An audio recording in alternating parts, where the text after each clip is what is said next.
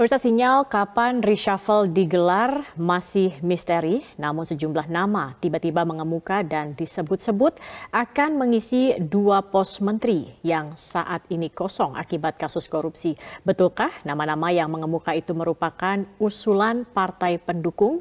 Kami akan mengulasnya dengan sejumlah narasumber. Sudah bergabung bersama kami ada analis politik Hanta Yuda. Selamat sore Mas Hanta. Mas Hanta, kalau Anda melihat begitu, ini kan sejak Juni Jokowi sudah memberikan sinyal begitu. Apakah menurut Anda sinyal ini sudah semakin dekat, sudah semakin kuat, Mas Hanta? Situasi sekarang tentu berbeda dengan Juni yang lalu. Kalau Juni yang lalu mungkin kita masih perlu berdiskusi tentang ini signal atau tidak. Tapi kalau sekarang menurut saya sudah kebutuhan yang amat sangat urgent, sangat penting. Karena ada 2 pos menteri yang kosong, meskipun bisa ad interim dirangkap oleh Menko atau menteri yang lainnya. Ini kebutuhan yang paling mendesak karena ada 2 yang pos menteri yang terjerat kasus hukum. Yang kedua, saya kira ini juga momentum bagi Presiden Joko Widodo ketika banyak persoalan katakanlah terutama di masa pandemi COVID-19 ini momentum bagi Presiden untuk melakukan reshuffle secara komprehensif. Jadi penataan ulang, tidak hanya sekedar 2 pos menteri ini menurut saya, Zakia. Perlu juga momentum ini dimanfaatkan oleh Presiden sebagai momen untuk melakukan semacam evaluasi secara menyeluruh, yaitu penataan ulang, reformulasi susunan kabinetnya, orang per orang, pos kementerian. Yang kedua juga melakukan reorientasi, katakanlah memfokuskan orientasi prioritas kabinet ini seperti apa, terutama dalam menghadapi COVID-19, seperti apa penyelesaian problem kesehatan maupun pemulihan ekonomi. Kemudian yang ketiga, ini momentum ini bisa oleh Widodo melakukan reshuffle secara komprehensif juga dalam rangka konsolidasi politik. Kenapa saya katakan penting juga konsolidasi politik? Karena Pak Jokowi itu bukan calon presiden lagi pada 2024, sehingga kemungkinan 2022 sudah start, semua partai memiliki agenda-agenda politik menjelang Pilpres dan Pileg. Nah, ketika semua sudah memiliki agenda, Presiden juga harus antisipasi jangan sampai nanti semua fokus sudah terbelah, Presiden ditinggal sendiri untuk bekerja menuntaskan agenda-agenda pemerintahannya. Jadi poinnya harus dimanfaatkan sebagai penataan ulang, bukan hanya dua pos kementerian itu, tapi beberapa pos kementerian yang basisnya bisa evaluasi secara teknokratik maupun evaluasi secara perimbangan politik. Jadi teknokratik dan politik. Baik, Mas Hanta, kalau Anda melihat begitu, sebenarnya sosok seperti apa yang pas untuk mengisi 2 pos menteri ini?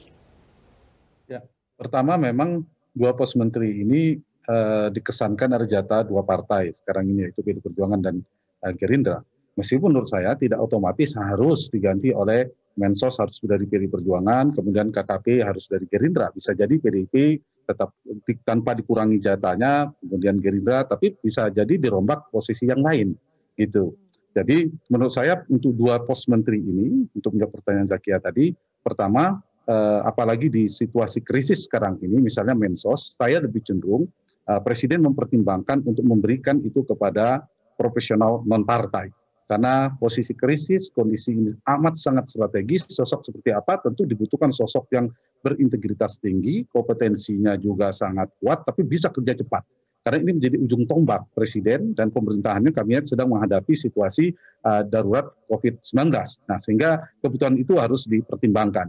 Nah, bisa jadi ditukar posisi itu, tidak harus menurut saya dikotomi ketika misalnya, oh ini dari PDI Perjuangan harus dari PDIP, ini dari Gerindra harus Gerindra, tidak harus. Justru dalam posisi-posisi strategis itu bisa jadi dia datang tidak dari partai. Dulu Presiden Jokowi di periode pertama menunjuk Bu Kofifa Indar Parawansa, itu jadi pertimbangan. Meskipun saya kira itu tidak menjadi mewakili salah satu partai, tetapi orang presiden betulan. Nah, sosok-sosok seperti ini juga diperlukan untuk menjadi mensos ke depan yang cekatan, yang berintegritas tinggi, yang tidak memiliki jarum secara langsung kepada partai. Itu juga perlu dipertimbangkan. Nah, tanpa mengurangi tentu posisi-posisi yang sudah ada. Nah, problemnya kita tahu bahwa Nah, kita kan kerap mengatakan di konstitusi ini hak prerogatif presiden, kemudian Mas Ferry mengatakan hak subjektivitas presiden dan sebagainya. Tetapi dalam realitasnya kan hak prerogatif presiden itu tereduksi dalam sistem presidensial kita yang bercita rasa parlementer ini. Realitasnya jatah-jatah dari partai politik, presiden harus intens berbicara, berkomunikasi kepada ketua umum partai. Orang-orang kuat di partai, pengendali partai atau veto player di partai politik, siapa yang ditunjuk di partai itu. Misalnya kita bicara dua partai ini, tidak bisa keluar dari siapa preferensi Ibu Megawati Soekarno Putri yang akan menggantikan posisi kader dari PDI Perjuangan. Pak Prabowo Subianto seperti itu juga. Sehingga belum lagi dinamika di internal partai, ada faksi-faksi, ada kubu-kubu yang berkelindahan. Nah, ujungnya ini sangat ditentukan oleh keberanian presiden untuk mengambil orang terbaik untuk tadi yang saya katakan menyukseskan agenda pemerintahannya. Begitu.